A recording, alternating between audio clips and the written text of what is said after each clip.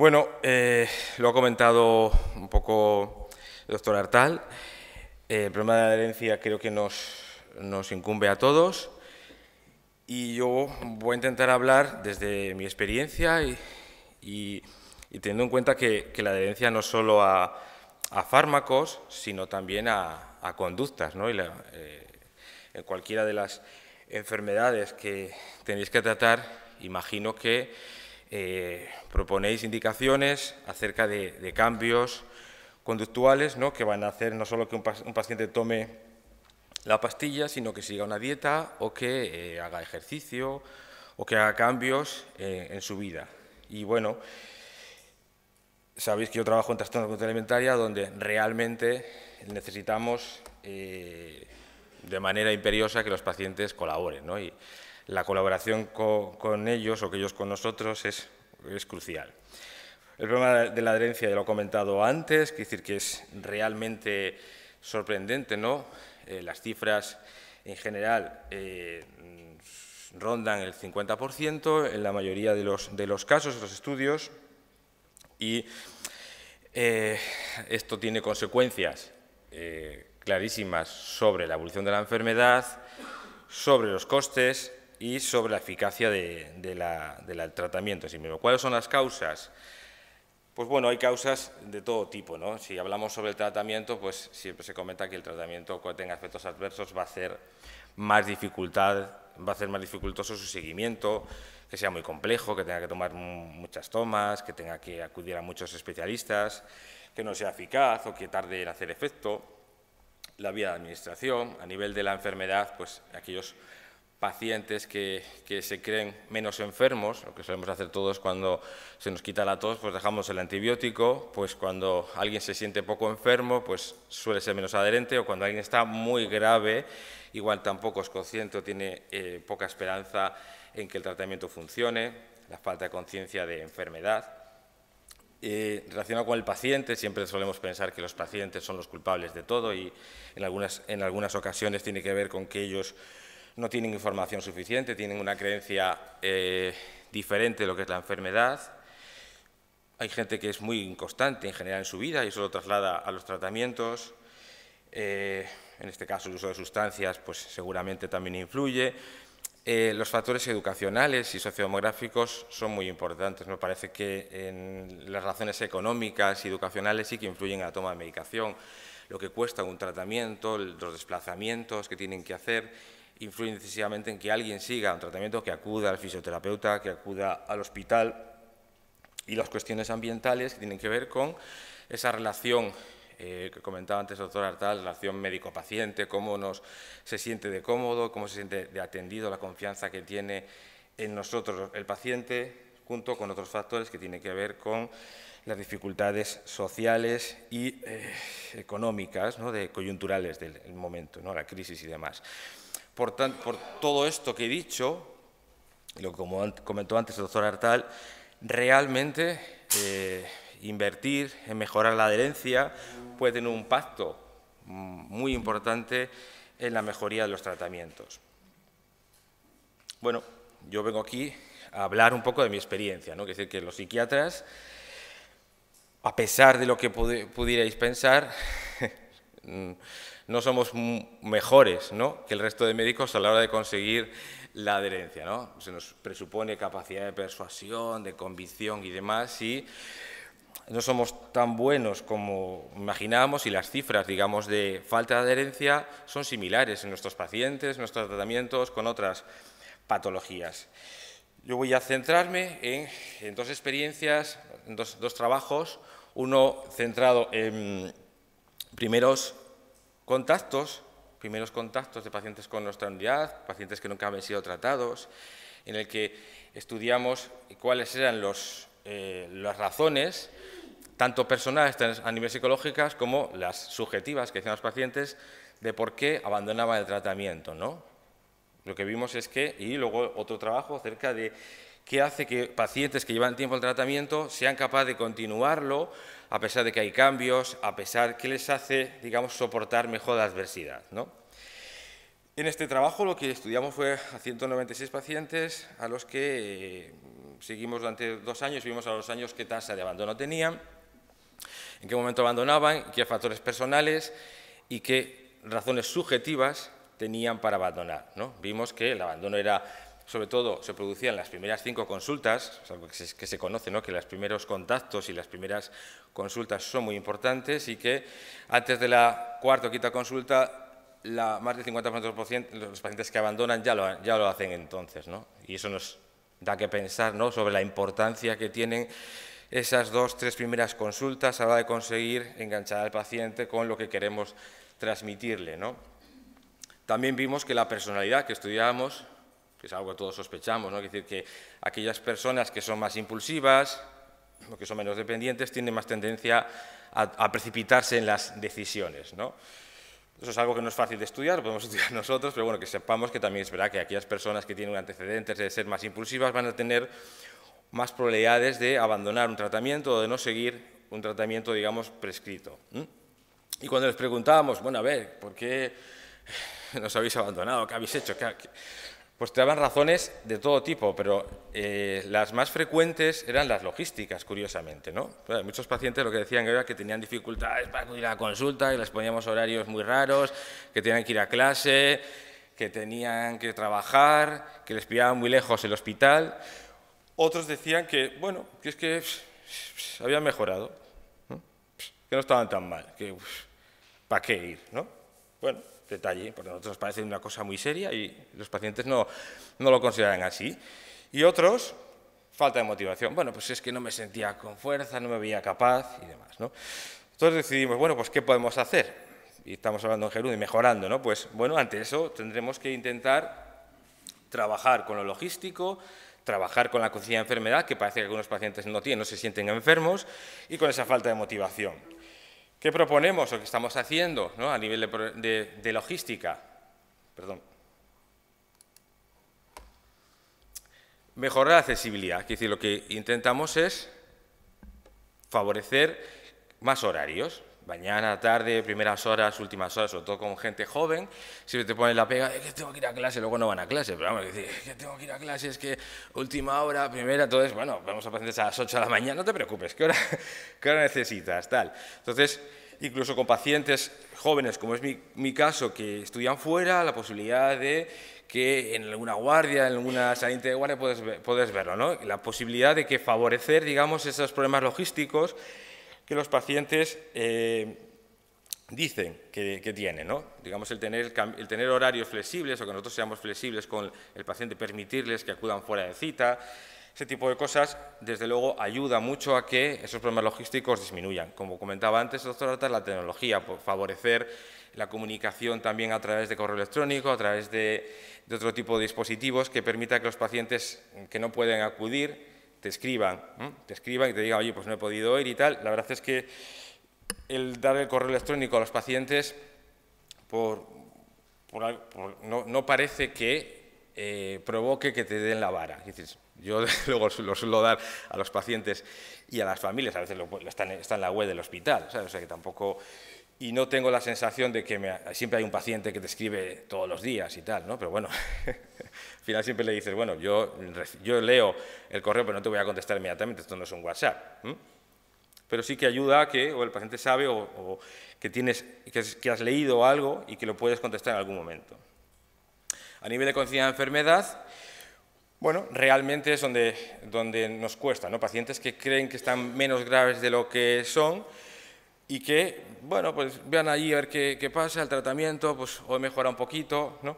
Tenemos varias cosas que hacer a este respecto y la más importante es la confianza, ¿no? Que es la confianza en la que los pacientes suelen decir después que salen de una consulta. ¿Qué tal la consulta?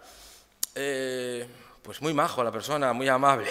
Realmente eso sigue siendo hoy en día un factor clave, ¿no? en la adherencia, ¿no? La confianza que transmitimos, la capacidad de hacer ver al paciente y su familia, también la familia cuenta, ¿no? A la hora de, muchas veces nos fijamos en el paciente, pero vienen acompañados y a veces el acompañante tiene una influencia decisiva en si va a volver o no, o si va a continuar o va a seguir las pautas que le damos. Fomentar las primeras impresiones son súper importantes, ¿no? Cómo nos presentamos, cómo hacemos sentir a la persona de cómoda, que no estemos mirando el ordenador, cosas que ya sabéis, que habéis oído, pero que se sabe que son importantes. La calidez se mide por la amabilidad, el grado de amabilidad que el paciente siente, ¿no?, que le ofrecemos. Y una cosa que nosotros hemos empezado a hacer es, en aquellos pacientes que son un poco reticentes a entender su problema, es utilizar la información que disponemos, chequeando con él hasta qué punto la conoce, hasta qué punto cree que puede ser importante en su caso, ¿no? Hacer una especie de feedback con la información, que nosotros tenemos los cuestionarios, o con la analítica. Mire, yo no sé si será su caso, he visto aquí que tengo una analítica con las transaminasas elevadas, y bueno, ¿y eso qué quiere decir? Bueno, no sé en su caso, pero en otros pacientes, en otras personas, esto quiere decir que a lo mejor tienen el hígado inflamado. ¿Y qué? ¿Eso qué quiere decir? Bueno, pues el hígado inflamado a veces tiene que ver con, bueno, pues con algunos factores, infecciones, y también a veces consumo de alcohol. ¿Eso le dice algo? Pues no, la verdad es que no me dice nada. Bueno, dice que de una manera indirecta, ¿no?, a través de los datos objetivos, no es tu opinión, no es tu información, la gente normalmente se convence mejor por razones personales que no por las que les dice otro, ¿no?, que normalmente lleva a la confrontación.